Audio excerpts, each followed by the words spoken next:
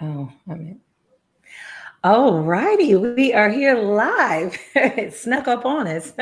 Well, welcome everyone. And we are here streaming live with the HBCU Lounge Network for another live episode of Talks with V. So, welcome in. And this evening's show is about dating with desperation. Are you compromising your purpose for a partner? And so I know a lot of people, they hear the word desperation and they're like, feeling a little uncomfortable. And they're like, oh no, not me. I'm not desperate. I've never been desperate, all of that. And they're like, I don't even think I know anyone who's been desperate. None of my friends. So hang in there, and we'll see about that. We'll see if that changes. But I knew it was an important conversation to have this season. We're talking about women's healing. We're working on women's healing, and so this is the topic that we had to cover, right? And so I also wanted to mention, I have heard from a couple of the people who, follow, that they're not able to post in the chat. And we're also not able to see you. And that is because you're not logged into your YouTube account. So when you're not logged into your YouTube account, you're not able to like or post in the chat. So make sure that you do that.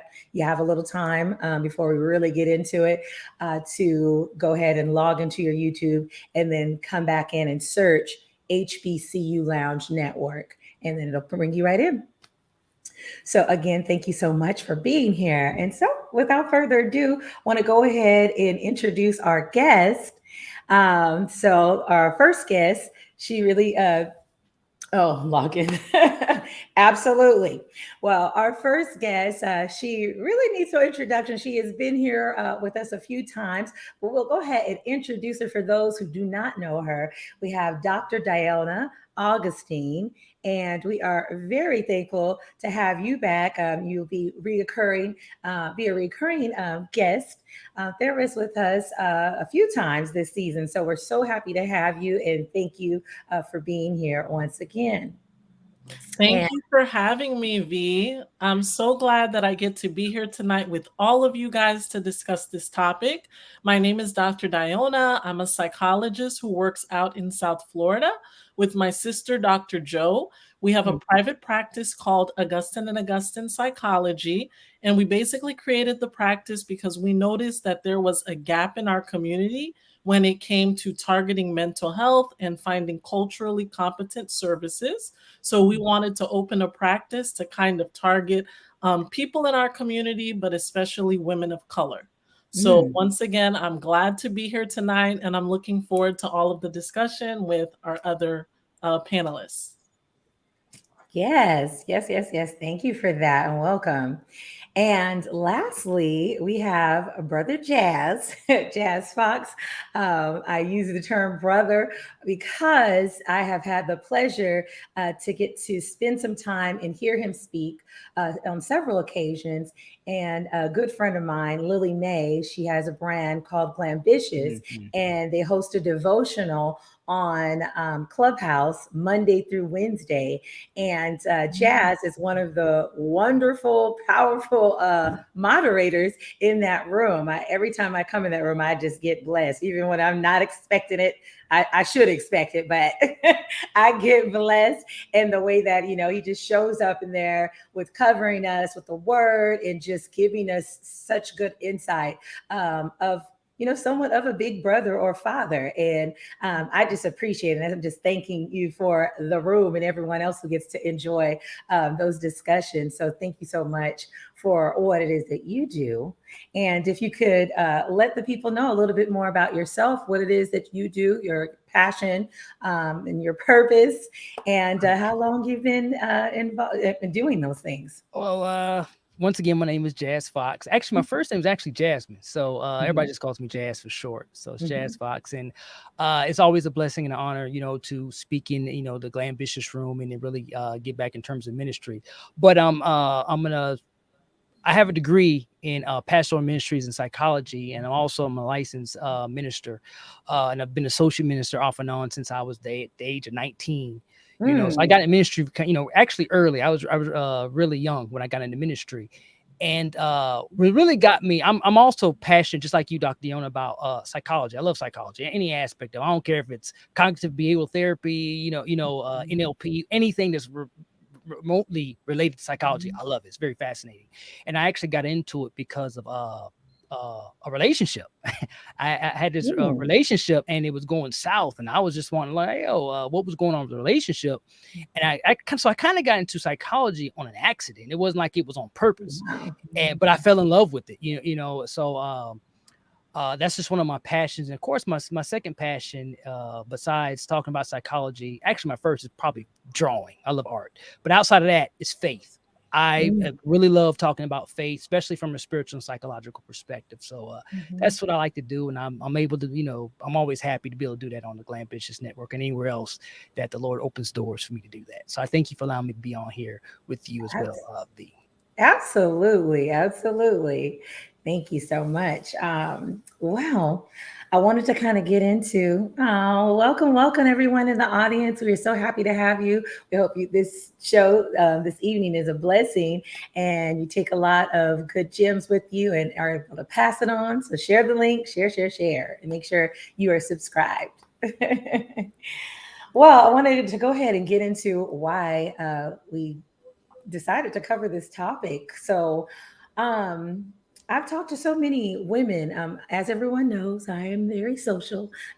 I meet no stranger. And so, in my time in interviewing or just talking to friends, people who I don't know, complete strangers who share their story, and also just listening to different documentaries and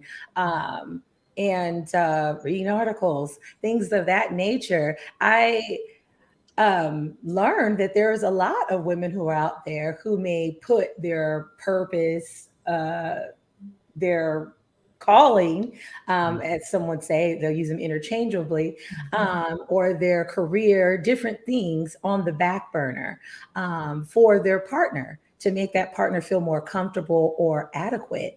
And I'm not the expert, but I personally don't think that that is the right thing to do, because if you have that purpose, that calling, or that profession that, really sets you on fire, I don't think that it is being true or honoring yourself to put those things on the back burner or completely neglect it to make your partner feel more comfortable or confident within themselves.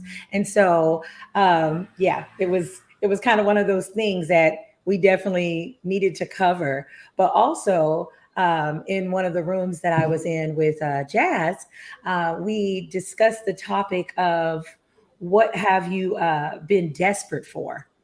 And in that conversation, I was just like, wow, this is really a powerful discussion. The vulnerability, the level of vulnerability that was in the room. Unfortunately, they didn't save it, because people were, sharing a lot. And I was going back to look like, wait, hold on, where is it at? But I, I was able to find the notes, and he talked about just different things that you may have been desperate for throughout, your life, just in your experience. And so I believe that the two went together because of the desperation piece and then compromising. And, you compromise when you're desperate. And so I wanted to actually go over what that definition is, because just like I said a little bit earlier, we might be like, oh, no, I haven't been desperate. I don't know what that's like. But, it's real, right? And so, so that definition for desperate is feeling that you have no hope and are ready to do anything to change the bad situation you're in. So that's real, y'all. um, but with that, being said, I wanted to kind of, let the experts talk to us about this, because if you are desperate and you're willing to do anything, then that means you're willing to compromise your purpose, your faith, and yourself in many different ways.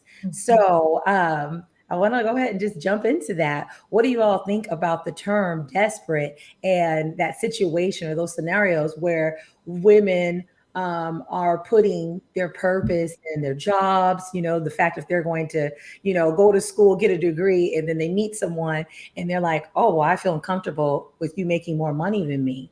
Right. And so if you want me to, I'm not marrying a woman that she makes more money than me. I've experienced that kind of situation with a classmate.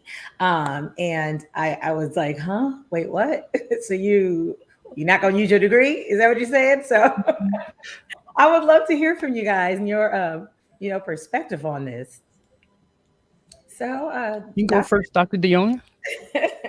Okay, sure. I mean, I think when you gave the definition of desperate, one of the things that you mentioned is having no hope.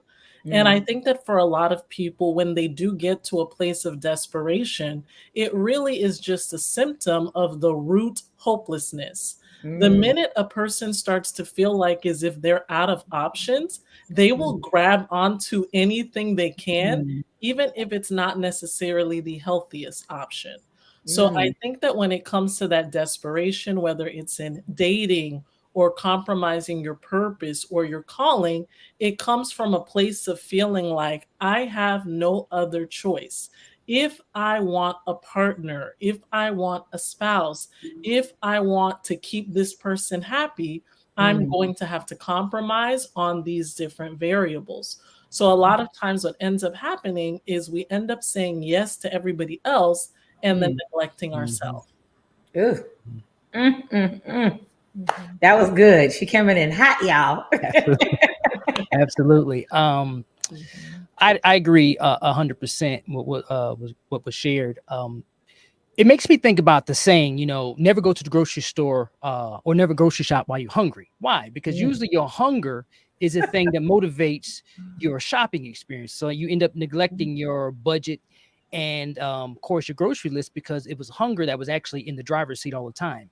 And a lot yes. of times that's how people live life, especially, we're talking about desperation dating, for instance. Mhm. Um, People will sometimes will allow their spiritual, mental, emotional deficits to be the driver of how they select a spouse or a significant other. So what happens Mm, is they find themselves on the losing end of a relationship situation, trying to figure out, how did I get here? You got here because you was led by the hunger of maybe mm, your loneliness, or the hunger of perhaps like your lack of intimacy, or maybe abandonment issues. So you've compromised now, mm, being in this situation because you were itching to kind of maybe fill that void of loneliness, Mhm. or insecurity some kind of way. So now you've succumbed to that hunger. And what's interesting is a lot of times you see this kind of pattern repeat over and over and over. They'll break up, doesn't work out, and guess what, they're in the same spot again. Why? mm, Because you're still being consistently led by those deficits. And that's kind of the thing. You figure like, I can't do any better, so this is the best I can do. And just Mhm. it's just a vicious cycle that repeats over and over and over again. mm. Mhm. So true. That's so true. And that grocery list thing, that is, if that ain't the truth, you be in there like, I could make this and I Oh could get this. And before I make this, I might need something to snack on. So I'm gonna get this. And you're yeah. like, why? And then with inflation going on, baby, you don't want to do that. Mhm. You don't want to And do that. You'll be broke. I wanted to add something to what Jazz said. The analogy that you used, the going to the grocery shop hungry, it reminded me if any of you guys have ever fasted, where you Mhm. went without food for a period of time, whether for Mm, psychological, spiritual purposes, an mhm. exercise regimen, the first time you eat something, it tastes so So good. good. You be Mhm. like, oh, And it may not be that good, but because you're hungry, it tastes amazing. So I think a lot of absolutely. people in dating, going back to what Jazz said, they're doing the same thing. They're coming from a place of hunger. So that first thing they latch onto, it Mm. feels or tastes so good, so right, so perfect, and it may not be that great. Girl, okay, that's such a great point because first of all, two things. I've done an Atkins diet for folks who don't know what that is. It's pretty much you're eating like vegetables and meats, but you can't eat like any fruits because like no sugar, and you're not eating any breads or anything like that. And so when I got off of it and I was able to introduce fruit, I had a peach. And most of the time peaches don't even be that good. Like the flavor is great, but they don't always be like perfect, like sweet and all that stuff. And it was a cold peach. And when I bit into it, it was like all the sugar I had been missing was coming back. I was like, ooh, this peach is so good, right? Like it was dessert. And I was just like, girl, it's just because you ain't had no peach. You had no sugar at all in, the last couple months. And so that, and then to apply that, to a relationship, so many people, so many girlfriends and girls that just, take advice have shared the same thing when they go on their, I don't know, their celibacy. Let's say that they were, abstaining, right? And they haven't had anyone even touch them, right? For a year or 2 years. And so someone comes around when they're like, oh, okay, well, I'm gonna be a little bit more open to dating. They just brush up on them. They'll be like, oh Lord, don't do that. Don't do that. Because at this point they're so hungry for, some type of touch, some affection, they've been missing it. And so, yeah, it could make you or help you make the wrong decision when it comes time, like, okay, all right, I think I've done that for enough time. And that might be like fasting from relationships for the wrong reason. So you definitely got to check yourself on that one because you'll just snatch the first thing that comes along. So thank you for those examples, y'all. I think that they apply. Well, next question I wanted to go into is why would a person put themselves in the position where they must compromise their purpose spiritually, just so spiritually or coming from a clinical perspective? Because I know you guys both have that background. So,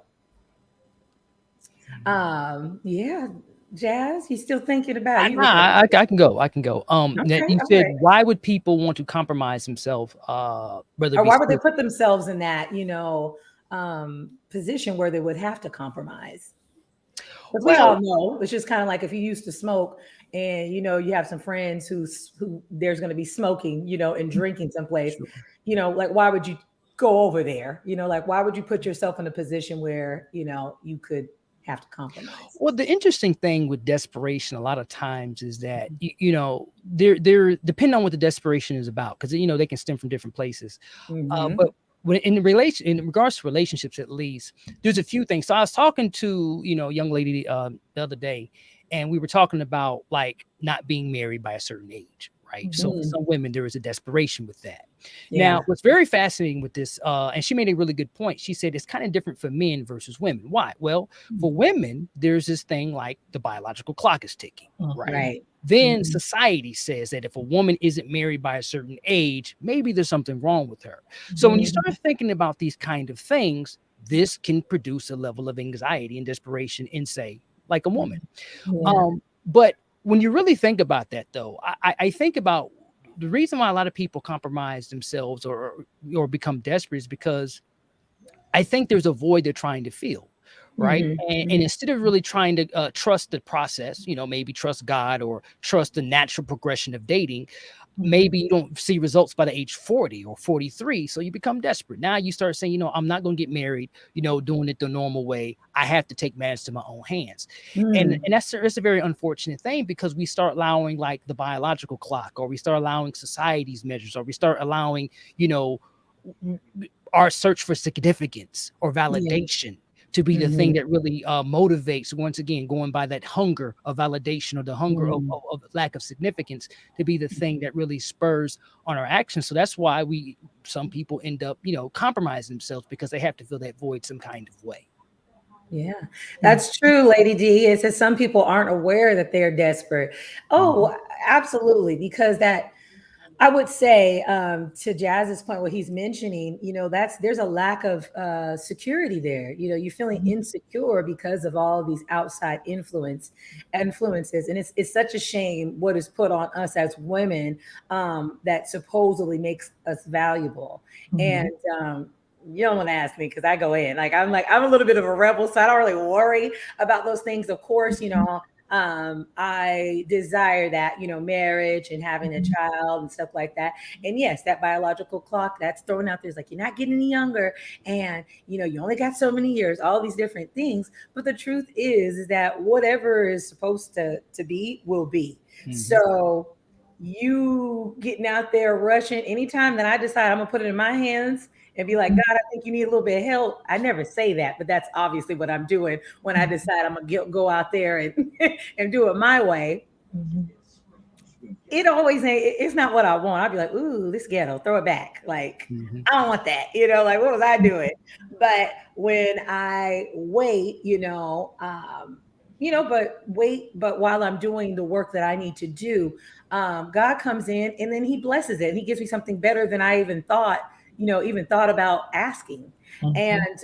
And so yeah, that part gets hard because it's so ingrained in us, as women, since we're young girls, about getting Mhm. married, having kids, and like your validation being hung up on if you have a man. And the man could be raggedy, is all get out. But as long as you got a man, you somebody. And it's just like, come on now. Come on now. And that could be compromising your purpose by being with that particular person, because I personally believe that your purpose and your partner are connected. You select the wrong mate, and that could prolong or prevent you from getting to and being walking in your purpose sooner. Mhm.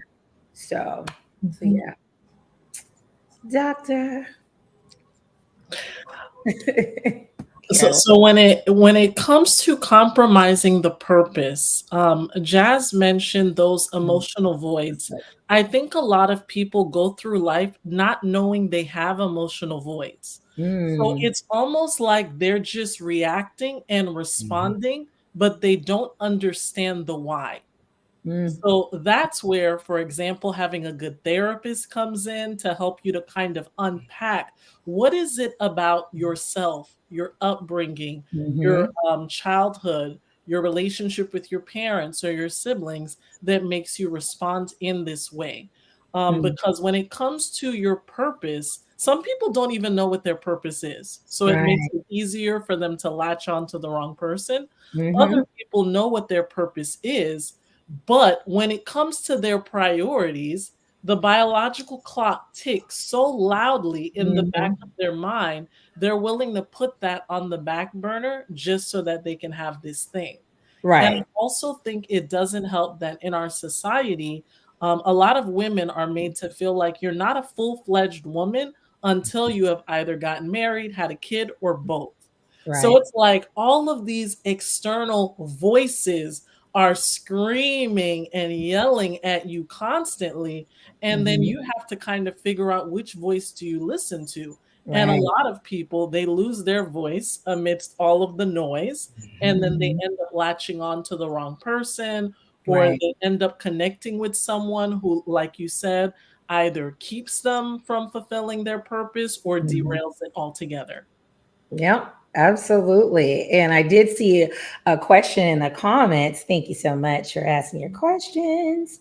It says, listen, I don't know why I'm like singing my words in there. It must be my mom in the background because she's always like, you need to sing on your show, girl. And I'm like, that's not what we're doing, you know. Maybe something a separate show for that. But she says, Lady D says, ask, and how do we differentiate desperation from desire? So, Hmm, who wants to? I like that question. It's a Thank good you. question. that's a good question. You want to go first, Doctor? You want me to go first?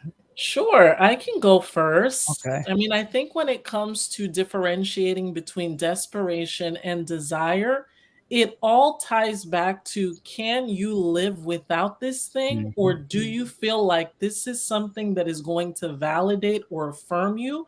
And Mm, without it, you're nothing. And mm, I think when it gosh. comes to desire, it's normal to have a healthy desire for example, a relationship, Mhm. because humans are relational. You know, if you put Mm, someone in like a deserted room or a deserted island for days, weeks, and months on end, it messes with the mind. We are meant to be in relation and connection to one another. But mhm, if you've gotten to the point where it's like you cannot exist or you cannot function without this thing because of what your mom said or because of Mm. what church folk have said or because of, everyone else on my timeline has a spouse or has kids and I feel some kind of way that I don't. That's when to me it crosses the border from Mm, having a natural healthy desire to desperation, where you're going to be more likely to do things you never would have done initially. mm, Yeah, I agree. I think you hit the nail on the head. I think it really boils down to like the feeling. Like, for instance, how do you feel when you think about this particular thing? Do you feel like if you don't get it, the world's gonna come to an end? Or is it one of those things where you're excited about? Like every time you think about it, you're anticipating it. You're just, it feels great. It feels amazing. And it's one of those things you look forward to in a positive light. And I think that's a really big thing. Like if you feel, if like, I always say, what happens to you if you don't get it? Hmm. mm, Right. And based on that conclusion, probably tells you, yeah, it's either desperation or it's desire. I mean, there's a lot of things that mm, we all desire for, but if it doesn't happen, well, it's not the end of the world. But if Mhm. I'm mm, desperate for it and I don't get it, now I develop like maybe this fatalistic type of attitude, right? mm, Oh, I'll never find happiness. Oh, I'll never mm. be complete. I'll never be whole. That's desperation talking. Right. So yeah, how do you feel about it? And going back to what you said, doctor, you know, what happens to you? What's the conclusion that your life comes to if you don't get that thing? Because I think the fatalistic attitude and the feeling of anxiety or hopelessness, attached to that desire, that really tells you if it's more of a desire or if it's more of a Mhm. desperation type of thing. Mhm. Mm. It's pretty interesting because I think about when I hear that word desire, right? And I wonder sometimes if you're in a situation and maybe you've never felt desired, because now we shifted to the feeling, on the other side, not your desire, but maybe the feeling of being desired. And so I wonder if that being desired can put you in a place where you're desperate for that person because they're giving you, it's like you're on a high that you've never been on before, because people can like you all day, they can like you, they can say they love you, but something about Mhm. desire, when you feel desired by a person and you feel like, ooh, like as a woman, you feel like I'm the baddest chick that ever walked, the earth, someone makes you feel like that. You being on a high like that, it's really hard to come down. When you come down, it's I'm sure it's rough, right? Mhm. So could that put you in a state of desperation? Because now you're like chasing this high again, like, oh, I gotta have it. Like this person is the only person who makes me feel that way. So now I'm chasing this person, and the whole time, like they knew what they were doing. It's like manipulating you, like getting you to that point. And no, don't get me wrong, they may truly desire you, but it's lust, right? And Mhm. so when they get you to that point and then they're like, okay, I'm gonna take it down a little bit, you're like almost like going through withdrawals, right? And Mhm. getting to that point of desperation. So when I heard that, I'm like, ooh, child. Now I know a lot of people might not admit it, but they have had that guy that was just like, oh, like I, they just I falling apart. They just I falling asleep. definitely think you're onto something, V. And even the word you used, you're Mm, using substance use language. mm, And in some cases, that's how it is for some people, mm, especially if, let's say, as a woman, you have daddy or mommy issues, Mhm. something we discussed last time, where mhm, there are these voids that have never been met. You've never been validated. You've never mhm. been affirmed. Right. You can have difficulty to do that for yourself because Mhm. if you never get it from your parents, you start to think, I must not be worthy of it. So when Right. you finally get someone who gives it to you, it really is like a drug in the sense that it does activate, the neurotransmitters in your brain. You're getting that dopamine. So what Mhm, ends up happening is you crave it. So this person could be completely toxic, completely the wrong partner for you, but mhm, because they're giving you something you've never gotten but needed, it's going to be very difficult to walk away from that. So that mhm, can feed into that desperation, just like an addict will do all kinds of things to get their next hit. You may mhm, find yourself doing the same thing for a relationship. mhm. I Oh, yeah. agree. 100%, 100%. And it kind of makes you think about confirmation bias, right? We're like, Oh. we're trying to confirm something we already believe. So if we believe that, we need to be loved, right? We need to be desired. We're going to be looking for that thing. And if that is your drug, if that, like you said, based on maybe you didn't get enough from mommy or daddy, or maybe your ex-husband or ex-boyfriend didn't give it to you, and you really feel like you need it, you crave it. The minute somebody gives that to you, it can be addictive. Because I think at the end of the day, we all want to be loved. We all want to be appreciated. But the problem is if we have a large deficit, right? Or at least in our mind, we perceive that we have a large deficit of the lack of love. We're really going to be going hard for it. And that's what you do have to be careful for, because it can become like a drug, right? If you really crave it and somebody gives it to you, people understand what they're doing, right? And if they know that that's your thing, your weakness, they could use it against you. So you got to be very wise about that. Get a little game, y'all. Get a little Oh yeah. Oh yeah. Be hip to it. Because, and another thing that you mentioned when you brought up, the fact with the daddy issues and mommy issues and things like that, a lot of times people get confused because they don't understand the connection to those things, the validation and getting those things and that security. Because really what it is security. And when you are secure, it's very hard to play a person who's secure. It's very hard to manipulate them because they're filled, they're fulfilled and I would say that I don't want to say fulfilled, but I would say that they're full, right? So everything it is that they need so that they can move and operate confidently, they have that because their parents and the people, the authority figures in their life or caregivers have provided that for them. So they don't go out into the world thirsty or hungry, as you mentioned earlier, Jazz. They're full. So they get to go out there and have those experiences and evaluate from an emotionally sound mind, right? And I think that that's something that you have to consider is just like, those things have to do with these other things. Because you think about, okay, my parents and the way that they're raising me or the lack of validation, like why would that be something that makes me come out here and be promiscuous or put up with poor treatment? And it's just like, well, they're connected. All that stuff's connected, It is. When you think about parents, you get your first dose of love or acceptance from them. Right. And I think when you have a healthy amount of love, you kind of come out to the world with this healthy or holistic outlook on how life should be. From anywhere from opportunities and everything else like that. It kind of makes me think about like business. Like if you were doing a real estate deal, for instance, let's say like you have a piece of property, it's highly valued and everybody wants it. And you're at the table with a person and they want to play games. You can get up from the table knowing that I get another offer. Right. I'm good. Right. But a lot of people, when you don't have that outlook on life, on the opportunities, now you get desperate. Oh, they tripping. Oh, I got to do what I got to take. No. And that's how a lot of people approach relationships. They don't understand that there's always opportunities out there. But if you kind of had this limited worldview, well, yeah, you're more likely to kind of settle for less because you don't understand that there's other things out that you good to go for, but you got desperate.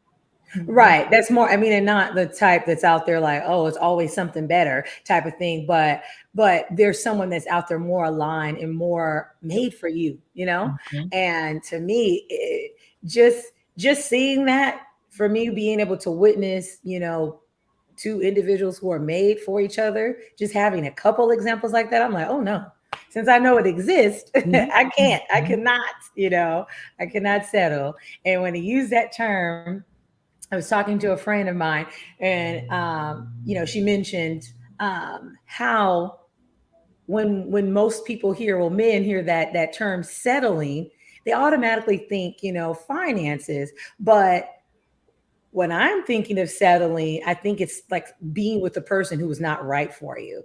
And I think a lot of us use that term in that way. But, men and women, we're still working on how to communicate and understand what each other is saying, because we can say the same words, but they mean different things to us. But yeah, absolutely. It's just like, okay, well, I'm settling because I'm choosing to be with this person just because I want to get married or just because I want a boyfriend, I want someone to do something with on Valentine's Day, right? But the person, we don't even have anything in common. Like we don't even speak the same language, and for some reason you're with them. So it's just like those type of things. Like, come on, we gotta Don't be desperate because you want to post on Instagram. Come on, y'all. So Mhm. I never post on Instagram as far as like pictures with a boo thing. Because people be the minute you do, they be all in your business. So who is this? It's like calm down. Calm all the way down. I 100% agree with that. They will be all in your business, but I also think social media, getting likes and comments, that's validating. That's Mm-hmm. reinforcing. So for some people, They that's need the it. only source of validation and affirmation that they get. So Yeah. when they see, oh, that person posted their boyfriend or girlfriend or fiance and they got 100 likes or a Mhm. thousand likes, Mm-hmm. then the thought process is, I could get that too if only I had this. Mm-hmm. So it's like for some Yeah. people, social media fills a void. The only problem is social media, it's like drinking seawater. It Mhm. temporarily quenches your thirst, but then it just makes you thirsty. Right. And it's Mhm. damaging. Yeah, It is. absolutely. And I think it shows up in so many different ways. It's like, okay, that might not be my particular issue in the moment, but then I have this other issue that's just is toxic, right? Mhm. And so I think that it's very important for us to be mentioning these things because it's relatable to so many people. And it's just like, you're not the only one, honey. We all out here doing something a little crazy. So it's like, get it together. You got to have somebody say, get it together. And that's me right now, y'all. Get it together. Oh my goodness. Okay, so all right. So our next question here is, how does desperation manifest in one's life or dating life? So what does that look like?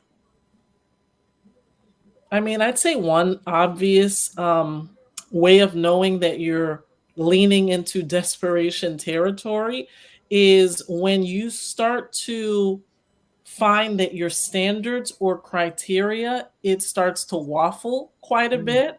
So Mm-hmm. for example, I've known some people, and a lot of my friends are Christian women. I've known some who say, this is what I'm looking for. I want a godly Christian guy who will take me and our kids to church every Sunday, blah, blah, blah, blah. And then as they get older, they move into the 30s and the Mhm. 40s, then Mm-hmm. they'll say, "I'll just take a guy who's breathing." My Drastic standards switch. are significantly low. If he says he's a Christian, I'll just assume that he's telling me the truth and just go from there. So I would say the standards kind of get significantly looser. That's one way to know. The other thing is honestly a lot of compromises. It's Mm-hmm. normal and natural in a relationship to compromise. A relationship won't work without compromise. But what are you compromising on?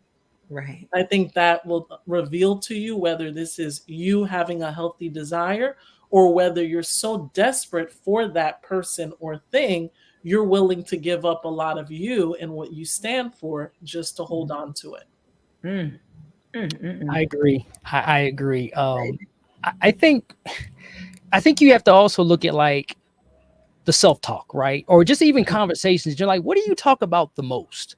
What do you like when you're Mm, having conversations with your friends? What's the topic that comes out of your mouth often? mhm, Or even in mhm. your prayers, right? We're talking about a person who's a believer. Like, what do you pray about to God most often?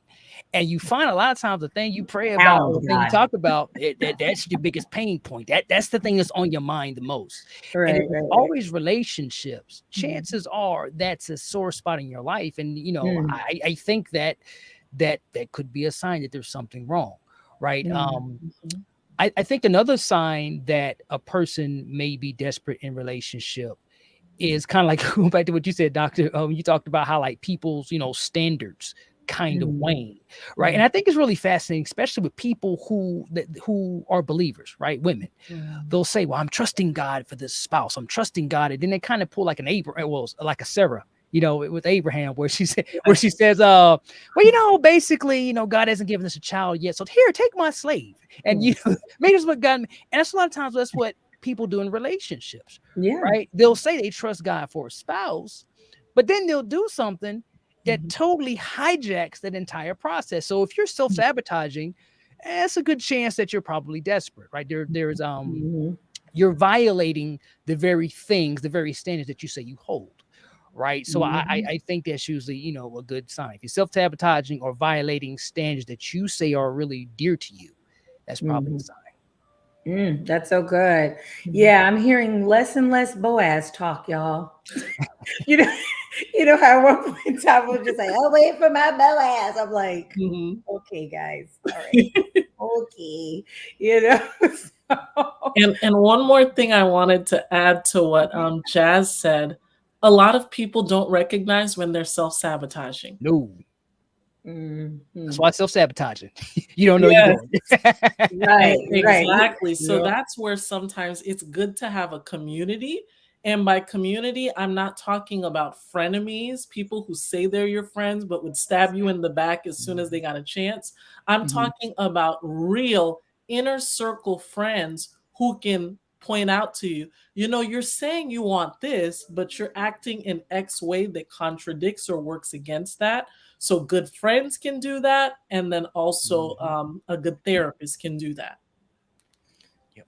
Ended once Boaz, but ended up with Bozo.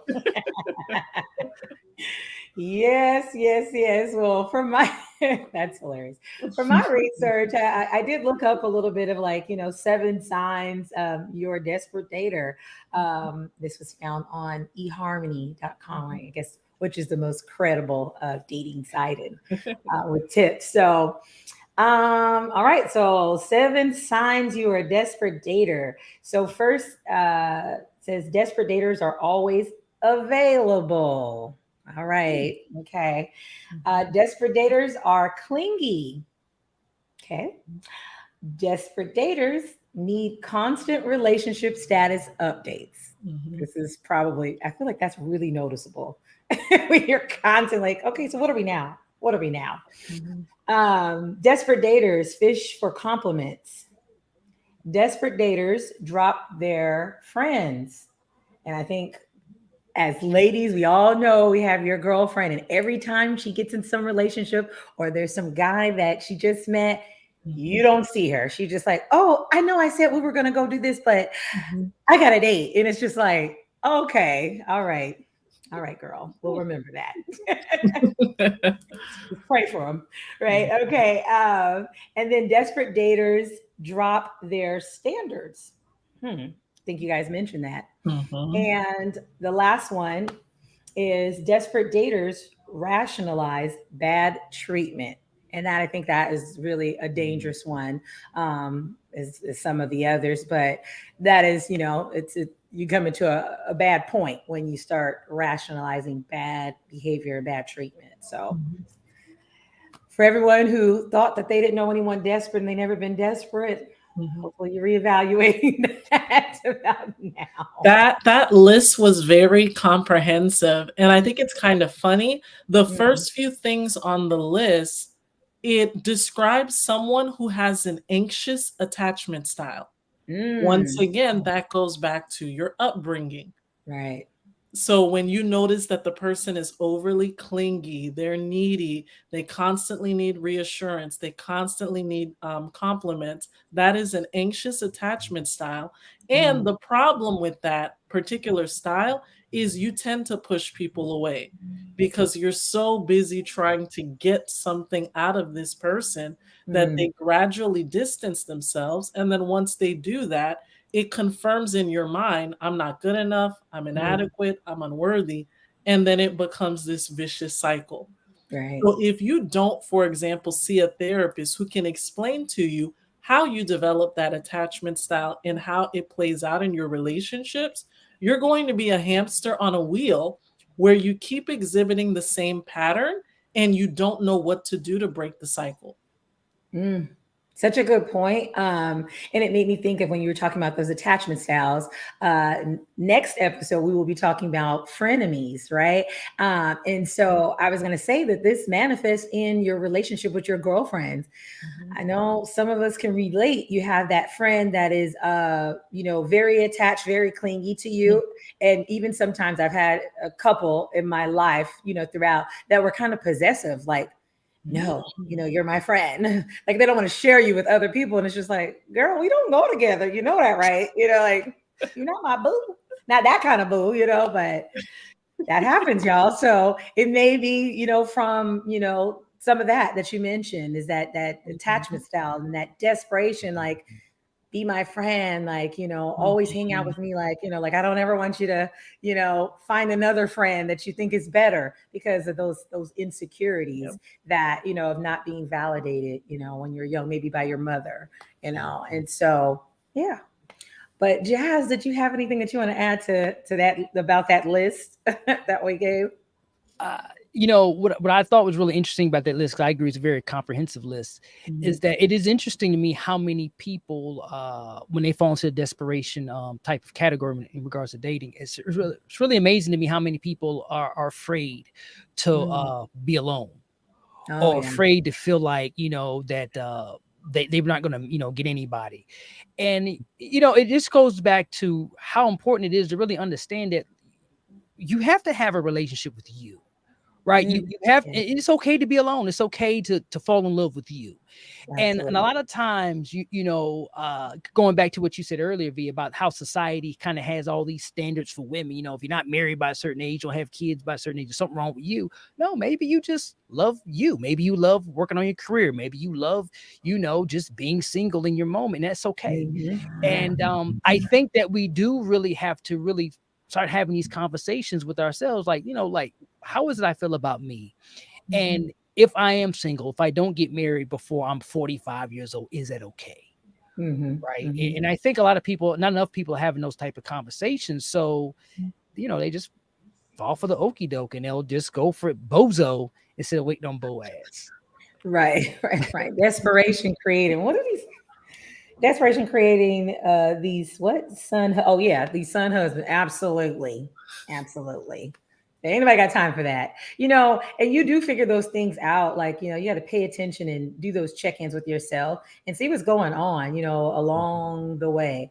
I found sometimes some of those people that you're attracted to physically, they don't match up. I always say that they don't match up mentally what it is that you desire. And some guys, I was thinking I like them, but I really found like, no, I like myself. And they were like soundboards, and so they're like repeating back what I say. I'm like, oh, okay, you get it. We're here. We like, this is so crazy. We have so much in common. It's like, no. No, he's just repeating back to you what you said. He's fascinated with you. And so yeah, I learned. I'm like, okay, no, that's this is not what I want. I want you to have an opinion. I want you to be, a strong person that I can actually admire, your perspective. And so you have to do those check-ins and make sure, that someone's not what is it called, love bombing you, and everything sounds so good. What they say, if it sounds too good to be true, most likely it is. Yes. Mhm. I found out that is true, y'all.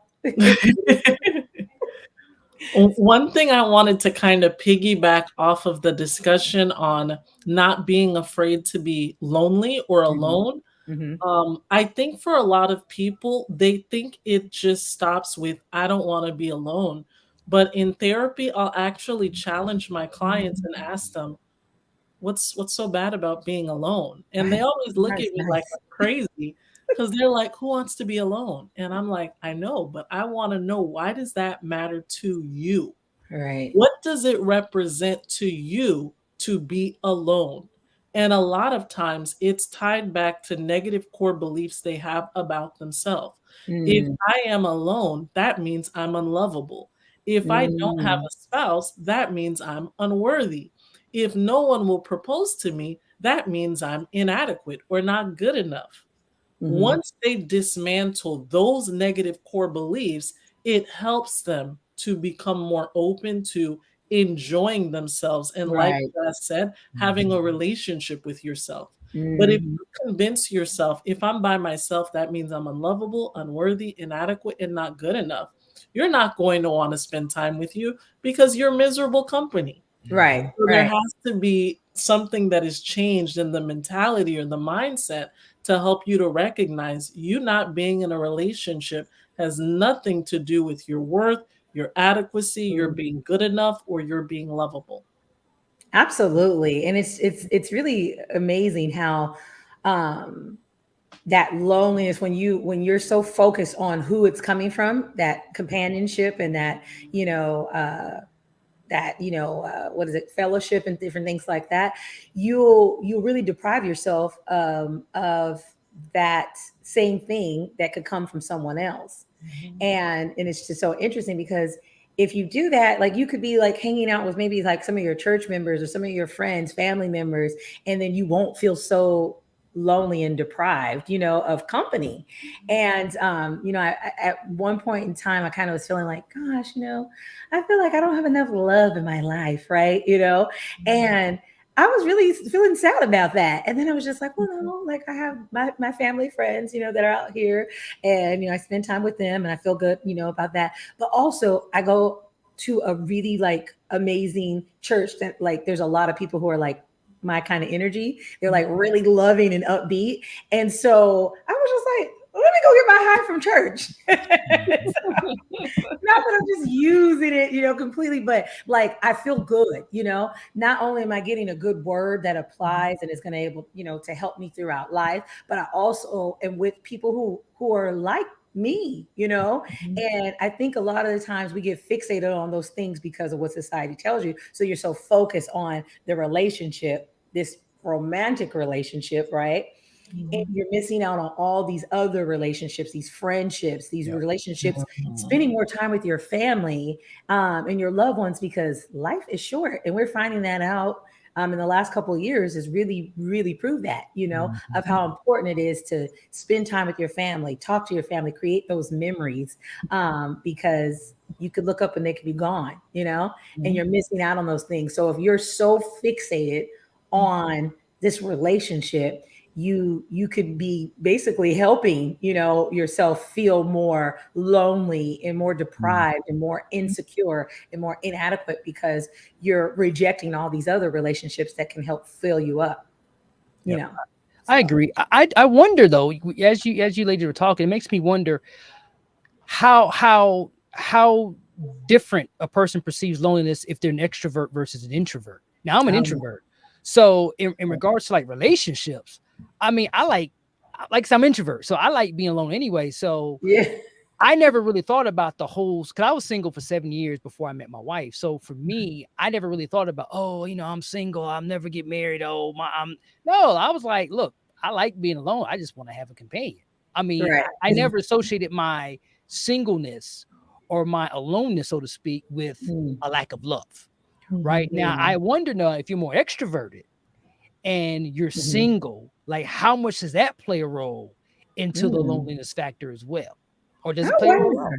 Well, and that's so funny that you say that because I was thinking it would be maybe the opposite because like I'm an extrovert, but I think the reason that sometimes that plays a part really is because of what they say to women, right? But with me being an extrovert, I'm going to find fun and companionship with anybody, like, I mean, not like, physical companionship like that, but like with anybody, because I could sit down somewhere and just strike up a conversation and if it's good, it's good. I feel full, like, well, I recall, go back to this. I was supposed to go on a date with this guy and, it was like, it was cute and all that good stuff. But I had went to church and it was the church that I go to now, but it was my first time going there or my second time. I think it was my second time going there. And the word was like so good. It was on fire. And I had met this young lady and her mom. They were like standing outside with me. And so we walked and we sat together. And then after church, we were talking, we were just hitting it off. And they were like, you know what?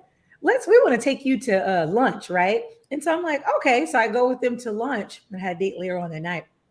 I go with them to lunch and we're so full off the word. And then we had this good conversation, good food.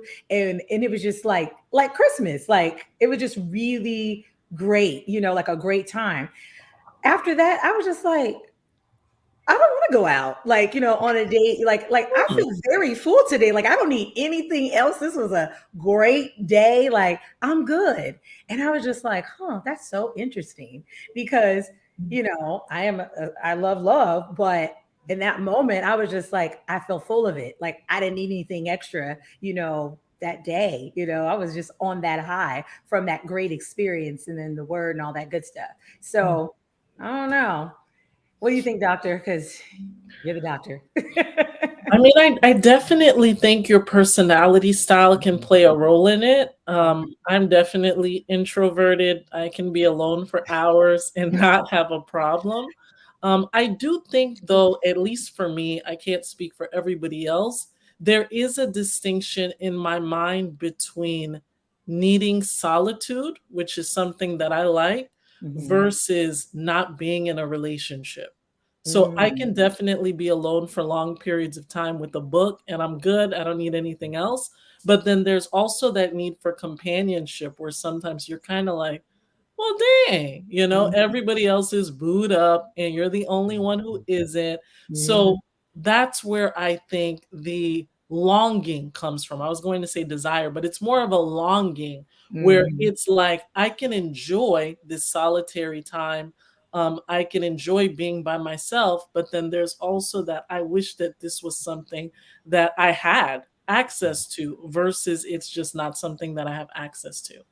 Yeah, that's a good point. Makes me think too about like if you come from a big family or a small family, like Mm. all those things. Like, if you're an introvert and then you come from a big family and you might be like extra annoyed, like, "Ugh, all these people, like I can't wait to Mhm. get grown so I can just be by myself. And eventually I'll get a partner because with the Yeah. partner might come more of these people, right? And so that's interesting. I think that's worth studying, Mhm. researching.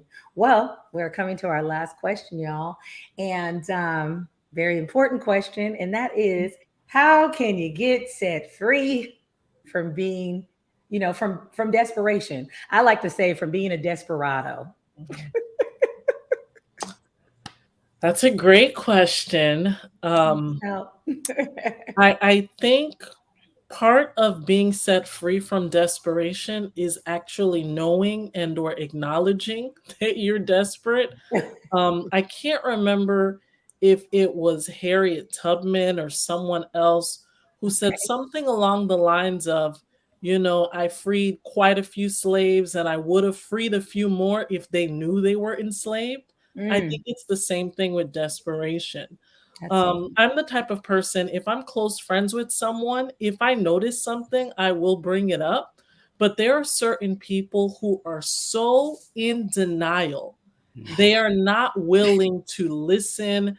They Yeah. do not want to be challenged. They want a yes man friend. I'm not a Hmm. yes man friend. That's So I'll true. point things out. And sometimes, the person just doesn't want to accept or even reflect on whether there may be some desperation there. And then I Right. also welcome my friends to tell me if they think something that I've said or done might suggest that I'm getting desperate in that area. So I Right. think the first step is to acknowledge that that's there. And Mm, then going back to what Jazz said, asking those questions. If I don't get this, what does that mean for me? Is it the mm, end of the world if I never get married, if I never have kids, if I'm not in a relationship? If so, what can I do to work on that, unpack that so that I mm, can get to a place where I can accept myself in whatever season I find myself in? mm. Yeah, I would Preach, agree. girl. I agree. I agree. We had a devotional in the Glam Business Room. It was called, I think, Facts versus Faith, Mhm. and I was talking about how there's plenty of facts in life, right? But Mhm. the facts usually isn't what bothers people. It's usually the conclusion that we give those facts. Mhm. And in regards to this conversation, there's a lot of ladies, who are single. There's a lot of ladies who are, nearly 40 or whatever, still single, no children. And that's a Yeah. fact, right? The Mhm. fact is their biological clock is ticking. The fact is they're single. Mhm, And the thing is, I would challenge people is to, okay, you acknowledge those facts. We got it. mhm, What do those facts mean to you? Right? Mm. And what conclusion do those facts bring you to? And I mhm, think like when you can really kind of like look at that conclusion, going back to what you said, doctor, I think you got to start asking those questions. Okay, well, why do I conclude this? And how Mm. does this conclusion make me feel? Okay, then what is the root cause of this conclusion? And I think like when we can start trying like tracing these things back, whether it's tracing it back to our childhood, and maybe we can't trace it back.